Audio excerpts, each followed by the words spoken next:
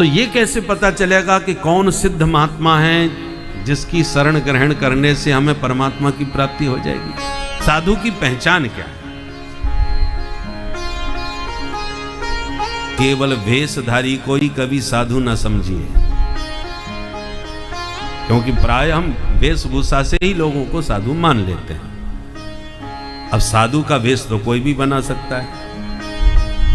अब साधु वेशधारी ने हमको धोखा दे दिया, हमारे साथ कोई कपट किया, छल किया, तो हम बदनाम करने लगे, साधु बड़े दुष्ट होते हैं, साधुओं ने ऐसा किया, एक साधु ने हमारे साथ। अरे जो साधु से होए न कारज हानि, साधु से कभी किसी की हानि हो ही नहीं सकती। और जिसने तुम्हारे साथ छल किया, धोखा दिया, वो साधु था ही नहीं, साधु का भेष बना लिया था उसने बस, और तुम भेष को ही साधु समझ बैठे।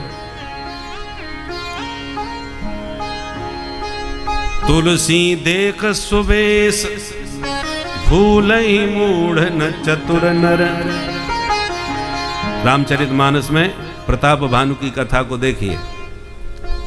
इतना प्रतापी राजा प्रतापभान पर एक पाखंडी साधु की चपेट में आकर के बर्बाद हो गया, राक्षस बन गया। कथा विस्तार से रामचरितमानस में देखिए। इसलिए वेश तो कोई भी बना सकता है, वेश बनाने में राक्षस बड़े चतुर होते हैं। रावण ने भी साधु वेश बना करके जानकी जी को छला, कालनेम ने भी कपटी साधु बन करके हनुमान जी को धोखा दिया। हनुमान जी जैसे ज्ञान नाम अग्रगण्य, और वो भी कालनेम के चपेट में आ गए, उसके प्रभाव में आ गए। वो तो मकरी ने पैर पकड़ के यदि न समझाया होता तो वो तो धोखा खाए बैठे थे हनुमान जी। इसी से समझ लीजिए कि साधु वेश धारण करने में राक्षस कितने चतुर होते हैं। डुप्लीकेट माल की पैकिंग बड़ी जोरदार होती है, वो पैकिंग से ही बिचता है। असली नकली का ज्ञान तो किसी बिरले को ही होता है। शुद्ध घी है कि मिलावट है, ये तो जिसने शुद्ध घी खाया होगा वो जाने। पर लिख दिया, पैकिंग बड़ी जोरदार कर दी, शुद्ध देसी घी, तो हम तो देसी घी समझ के ही खरीद लेते हैं। अब शुद्ध है कि नकली है ये तो अनुभवी व्यक्ति ही बता पाएगा। उसी प्रकार नकली साधु असली साधु से ज्यादा आकर्षक दिखते हैं। बोलो राधे राधे। इसलिए केवल वेशभूषा और आकर्षण से ही किसी को साधु और संत नहीं समझना चाहिए। तो फिर कैसे पहचाने कि कौन असली कौन नकली? कपिल भगवान कहते हैं, मां साधु के 5 लक्षण हैं, वो हम बताते हैं। उन लक्षणों को देख करके ही साधु को पहचाने। कौन कौन? पहला लक्षण तितिक्षवः, साधु तितिक्षु होता है। तितिक्षु का मतलब सहनशील, सारे द्वंद्वों को सहन करने वाला, सम्मान को भी पचा लेता है, अपमान को भी। बोले सम्मान को क्या पचाना, अपमान को पचाना कठिन है, सम्मान भी पचाया जाता है। बोले हाँ, सम्मान पचा लोगे तो ही अपमान पचा पाओगे। सम्मान में यदि भूल गए तो अपमान में भी मुरझा जाओगे। और कितना भी कोई माला पहनाए, चरण धोवे, आरती उतारे और आपके चित्त पर उस सम्मान का कोई प्रभाव ना पड़े, तभी आप अपमान को भी उसी ढंग से पचा पाओगे। सम्मान में भूल गए तो अपमान में मुरझाए बिना नहीं रह पाओगे। इसका नाम है तितिक्षा। दूसरा कारुणिका, संत में करुणा बहुत अधिक होती है। वो कभी किसी का अहित स्वप्न में भी सोच नहीं सकता, करना तो बहुत दूर की बात है। तीसरा लक्षण सुहृदः सर्वदेहिनां, प्रत्येक शरीरधारी, केवल मनुष्य नहीं, पशु पक्षी कीट पतंग कोई भी हो, सबको अपना सुहृद मानता है। वसुधैव कुटुम्बकम, सारी वसुधा के समस्त चराचर प्राणी मेरा परिवार है। इसलिए वो कभी किसी को चोट नहीं, हानि नहीं पहुंचा सकता। और चौथा लक्षण अजात शत्रवः, अजात शत्रु होता है। स्वप्न में भी कभी किसी को अपना दुश्मन नहीं मानता। लोग उसे दुश्मन मानते हैं तो मानते रहे। गोस्वामी जी महाराज आए काशी में, देखते देखते उनकी योग्यता का सब लोग मानने लगे। चारों तरफ तुलसीदास जी चर्चा के विषय बन गए, जय जयकार उनकी होने लगी। तो जो पहले के पंडित खूब पूज रहे थे उनको जरा परेशानी होने लगी। तो एक बहुत बड़ा विद्वान था, वो तुलसीदास जी के उस प्रतिष्ठा से बहुत परेशान होने लगा। तो उसने क्या किया, गोस्वामी जी के पास जाकर उन्हीं से दीक्षा ले ली, उनको गुरु बना लिया। पढ़े लिखे विद्वान हैं तो तुलसीदास जी ने मंत्र दे दिया, शिष्य बना लिया। उसने गोस्वामी जी की इतनी सेवा करी कि कुछ ही महीनों में उनका हृदय जीत लिया। गोस्वामी जी के चरण दबा रहा था रात में। एक दिन गोस्वामी जी प्रसन्न होकर के रात्रि में ही बोले, महाराज आपने खूब सेवा करी, आप जैसी सेवा कोई कर नहीं सकता, आज मांगो तुम्हें क्या चाहिए। गोस्वामी जी ने उसे प्रसन्न होकर के दे, तुम्हारी क्या इच्छा है मांग लो। मांग लो? बोले हाँ मांगो। बोले गुरुजी तो यही मांगता हूं कि आप काशी छोड़ के चले जाओ। क्या मतलब? बोले हाँ। बोले हमारे काशी में रहने से तुम्हें क्या परेशानी है, क्या कष्ट है तुम्हें? बोले गुरुजी क्या बताऊं, जब आप नहीं थे तब लोग हमारे बिना यहाँ कोई काम ही नहीं करते थे, हर बात में हमको पूछा जाता था, बिना हमारे कोई काम ही नहीं होता था काशी में। पर जब से आप आए हो सब आपके ही दीवाने होते चले जा रहे, हमारा कोई नाम ही नहीं लेता, यहाँ कोई पूछता ही नहीं हमको। तो महाराज आप तो परम विद्वान है, जहाँ जाओगे वहीं छा जाओगे, और आप यहाँ से चले जाओगे तो हमारी प्रतिष्ठा ज्यों की त्यों बनी रहेगी, है? नहीं तो आपकी उपस्थिति में हमारी प्रतिष्ठा नहीं बन सकती। गोस्वामी जी सुन के हैरान रह गए कि राम राम, क्या विचित्र संसार है, मेरा चेला बन गया, मुझसे कंठी लिया, मेरी सेवा किया, मेरा हृदय जीत लिया, और इसके भीतर ऐसा कपट चल रहा है कि मैं भाग जाऊं यहां से। भाई मेरे रहने से किसी को कष्ट है तो हम तो 1 मिनट नहीं रहेंगे। रात में ही उठे और चल दिए। गोस्वामी जी बोले अब नहीं रहेंगे, तेरी इच्छा है तो हम जा रहे हैं। उठ के चल दिए। चेला बड़ा खुश हुआ, अब मामला ठीक रहा। और जैसे ही सोया सो रात में विश्वनाथ भगवान शिव शंकर छाती पे आके बैठ गए। दुष्ट कहीं के, तेरे कारण एक परम वैष्णव मेरी नगरी से जा रहा है, उसे तू वापस लौटा के नहीं लाया तो तेरी गर्दन मैं दबाता हूं। इतनी जोर से गला दबाया कि बेचारा चीख करके एकदम जग गया, और स्वप्न सुन करके देख करके घबरा गया। अभी तो सपने में गला दबाया है कि सचमुच न मेरा गला दबा दें। भोले बाबा ने मुझे चेतावनी दी है। सो रात में ही उठ के भगा सीधा। जिस दिशा में गोस्वामी जी गए थे उसी दिशा में दौड़ता हुआ भागता हुआ गया। रास्ते में पकड़ लिया, चरणों में गिर गया। बोले बाबा वापस चलो। क्यों भैया अब क्या हो गया?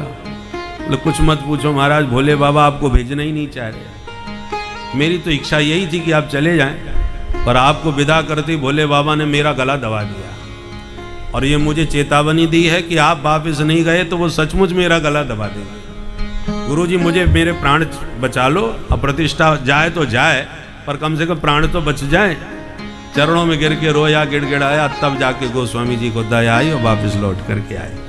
तो कहने का मतलब है कि संत कभी किसी से द्वेष नहीं करता, कभी किसी को दुश्मन नहीं मानता, पर इसका मतलब ये नहीं है कि उससे भी कोई दुश्मनी नहीं मानेगा।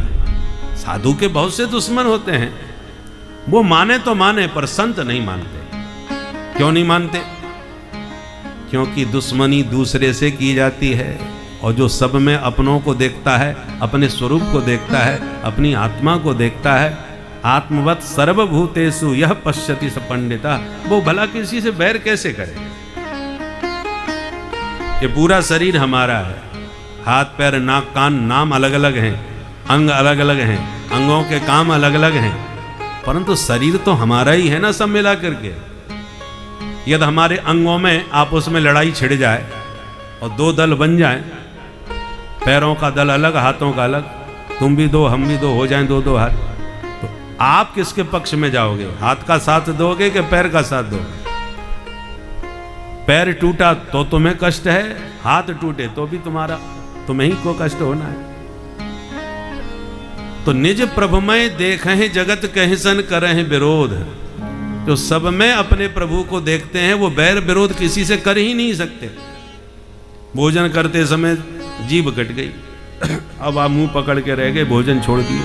किसी ने कहा क्यों भाई भोजन क्यों नहीं कर रहे? साहब हमारी जीभ कट गई। अरे किसने काटी? आप बोले साहब हमारे दांतों ने काट दी।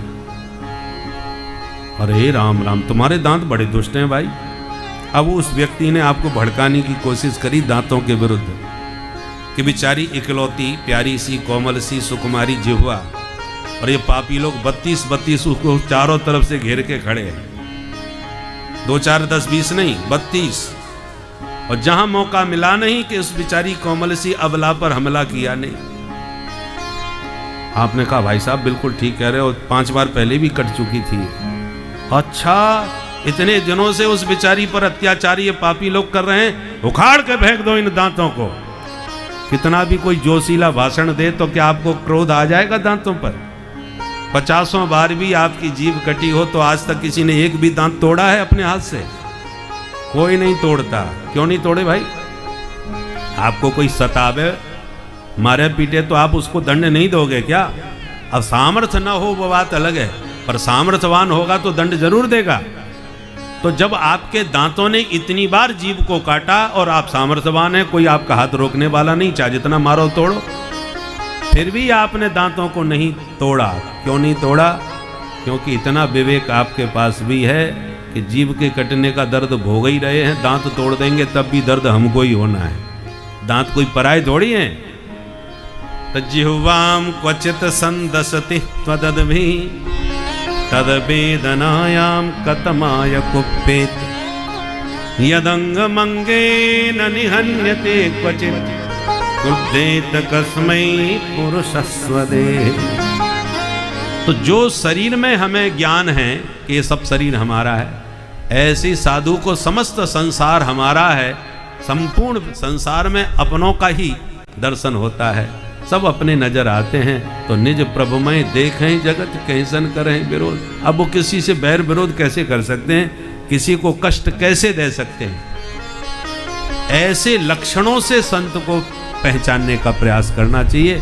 वेशभूषा से तो कोई भी साधु बन सकता है। कागा कोयल हंस बक गुवरीला मदपान भगवत बरन समान दो क्रिया पृथक पहचान। कौआ और कोयल को देख लो, बिल्कुल एक से लगते हैं। बोलने पर पता चलता है ये कौआ बोल रहा है, ये कोयल बोल रही है, पर सकल सूरत से दोनों एक से। ऐसे हंस बक, हंस को देख लो, बगुला को देख लो, एक से लगेंगे, सफेद एकदम धवल। पर हंस मोती चुगने वाला और बगुला मछली खाने वाला। गुवरीला मदपान, मदपान माने मधुपान करने वाला भौरा, और ये गुबरीला होता है। गुबरीला गोबर में आनंद लेता है, और जो भौरा होता है वो पुष्पों का पराग पान करता है। देखने में दोनों एक से लगेंगे और लक्षण बिल्कुल अलग अलग है, क्रियाएं दोनों की बिल्कुल अलग अलग है। उसी प्रकार साधु वेशधारी भी होते हैं, साधु सच्चे भी होते हैं। तो वेश में तो दोनों एक से लगेंगे, नकली भी वैसा ही लगेगा, असली भी वैसा ही लगेगा। अब असली नकली का भेद कैसे समझ में आवे? हंस और बगले का भेद कैसे समझ में आवे? कोयल और कौआ का भेद कैसे समझ में आवे? तो लक्षण आपके पास होंगे तो आप लक्षणों से समझ जाएंगे, और लक्षणों का ज्ञान नहीं होगा तो नकली की चपेट में आ जाएंगे। इसलिए साधु के लक्षणों को समझो और साधुता का दर्शन करके फिर साधु के प्रति श्रद्धा करो। आज महाराज जी ने हम सभी लोगों को बहुत ही उत्तम एवं शिक्षाप्रद कथा सुनाई है। आशा करता हूँ यह शिक्षाप्रद उत्तम कथा आप लोगों को अवश्य पसंद आई होगी, और हम सभी लोग इस कथा से कुछ न कुछ शिक्षा ग्रहण करके अपने जीवन को सुखी एवं सामर्थ्य बनाने का प्रयास करेंगे।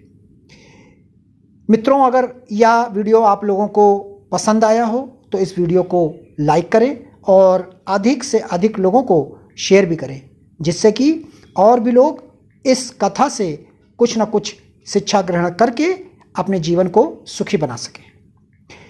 मित्रों, अगर अभी तक आप लोगों ने हमारे चैनल को सब्सक्राइब नहीं किया है तो तुरंत सब्सक्राइब कर लें, जिससे आने वाले शिक्षाप्रद महाराज जी के वीडियोस आपको समय पर प्राप्त हो सकें और आप उसे सुनकर अपने जीवन को सुखी बना सकें। तो कल फिर किसी ना किसी शिक्षाप्रद महाराज जी के वीडियोस के साथ आप लोगों के समक्ष प्रस्तुत होंगे। तब तक के लिए राम राम।